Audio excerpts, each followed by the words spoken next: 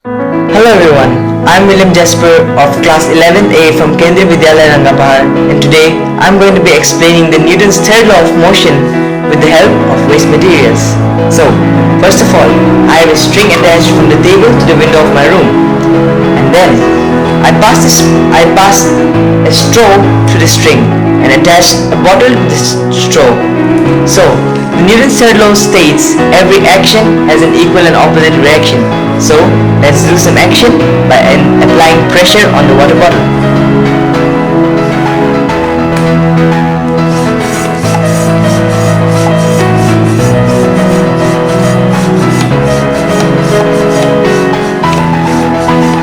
Now, as you can see that we have inserted enough pressure that the water bottle got very hard. So, now, as soon as we remove the pump, you saw that the water bottle moved with a high pressure towards the window. So, this shows that as we applied pressure on the water bottle exerted opposite pressure on the air, and it moves towards the opposite direction. And hence, the Newton's third law of motion, which is every action has an equal and opposite reaction, is proof. Have you ever observed a beam of light entering inside the darkroom through tiny holes of the window? Do you see a light travels in a straight line? Good morning, I am Hina Parveen of class 11 science. I am a student of Kendriya Vidyalaya Rangapahar, and today I am going to perform a very simple experiment to prove a light travel in a straight line. Material required for this experiment: CDs, clips, threads, candles and matchsticks. Step 1. Make CD holder. For that, we will use these clips so to hold the CDs upright. Please make sure CD should be exactly perpendicular to the plane of the table. In the similar way, I will do this for the other CDs also.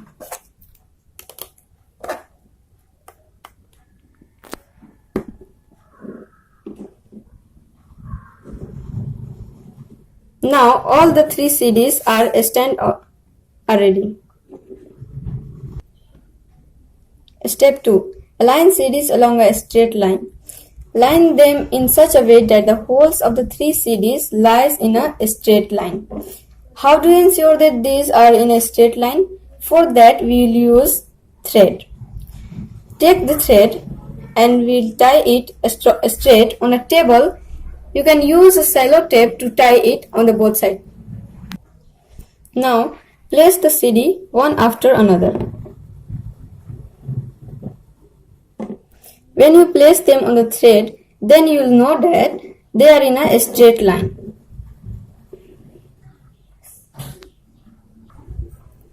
Step 4. Place a candle at one end of the table and light it.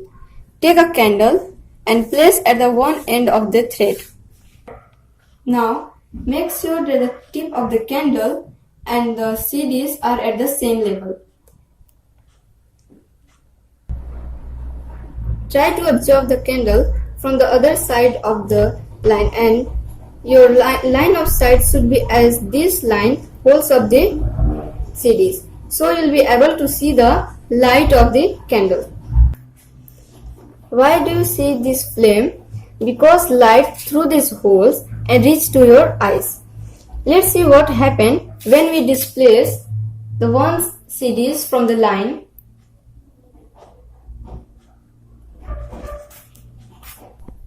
The moment when I displace the CD little bit, are you still able to see the flame? No. Why that happened? It's because the light came here and get blocked here. If the light had ability to turn,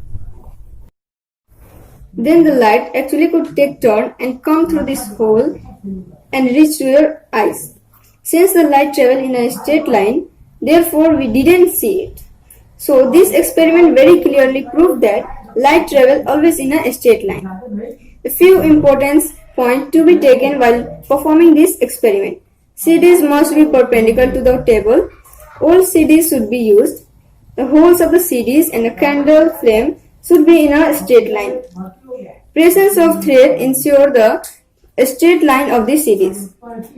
The most important thing is perform this activity in presence of elders and make some distance from the candles. Thank you and have a nice day. So hi guys, I'm M1 Sashi Jamir of class 8 Kendra Vidyalaya Chile, and in today's science exhibition I'm going to explain about the mechanism of breathing. So let us understand the process of breathing in a very simple experiment. So guys, I've made a model to show you the mechanism of breathing in human being in a simple way. So when you pull the rubber sheet outward, the space inside the bottle increases and the air inside the tube enters the tube through the opening outside of the bottle.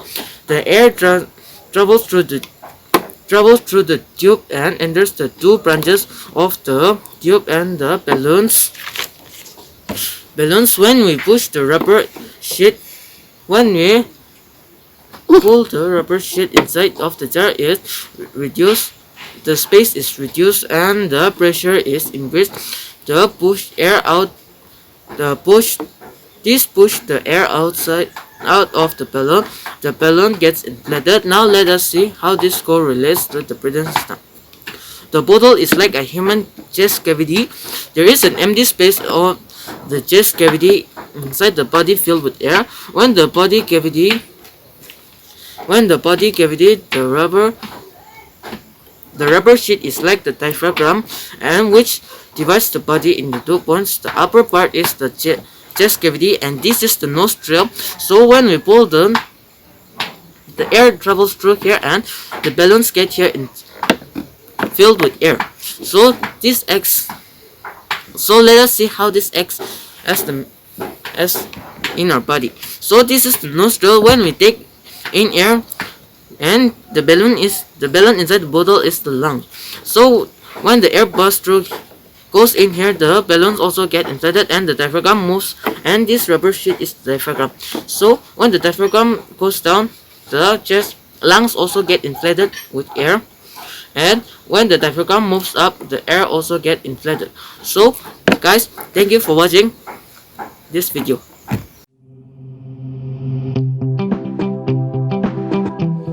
Welcome. Using toys for science exhibition, I choose leather.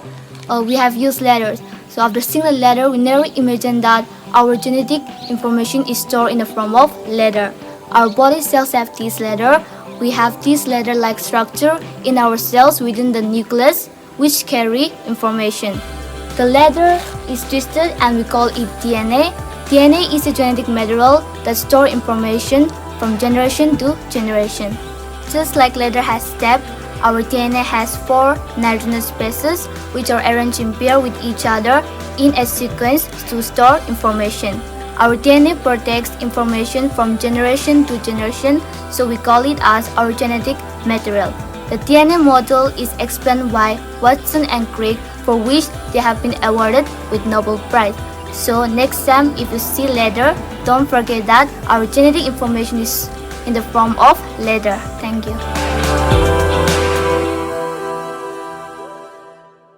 Good morning to one and all present here. Today, I, Uttaran Bose of Kendriya Vidyalaya Dimapur, is going to demonstrate my scientific toy, which is a Newton's cradle.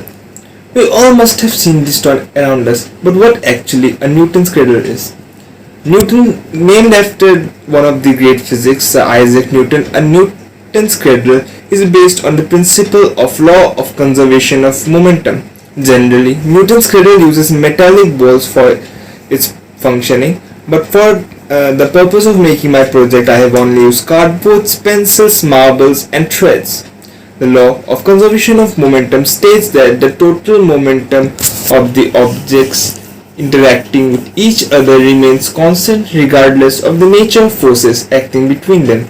So let's see how this toy works.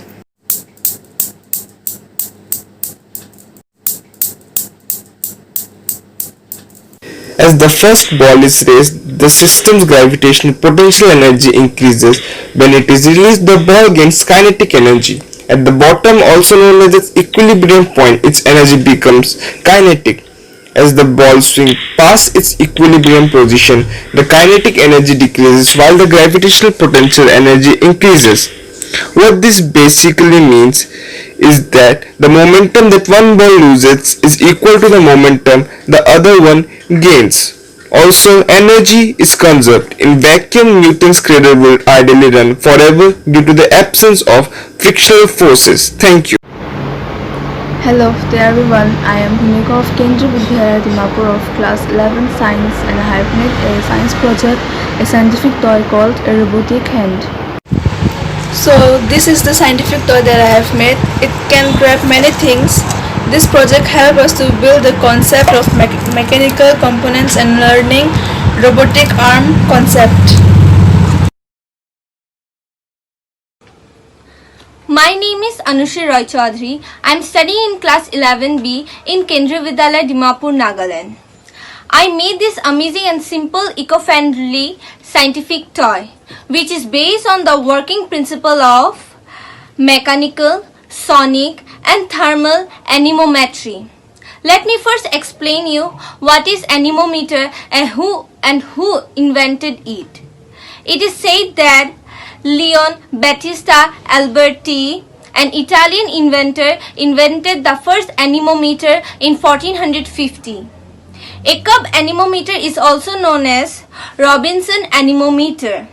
How many times it spins in a given interval of time can tell us how fast the wind is blowing.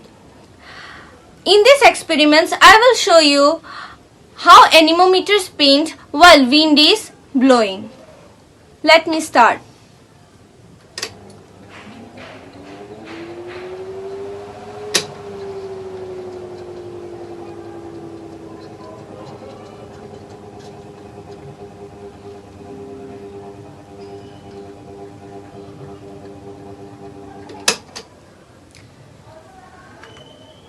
Thus, we know that how anemometer spin while wind is blowing. Thus, anemometer is the most important tool for meteorologists who study the weather pattern, and it is also important for physicists who study the way air moves. Thank you.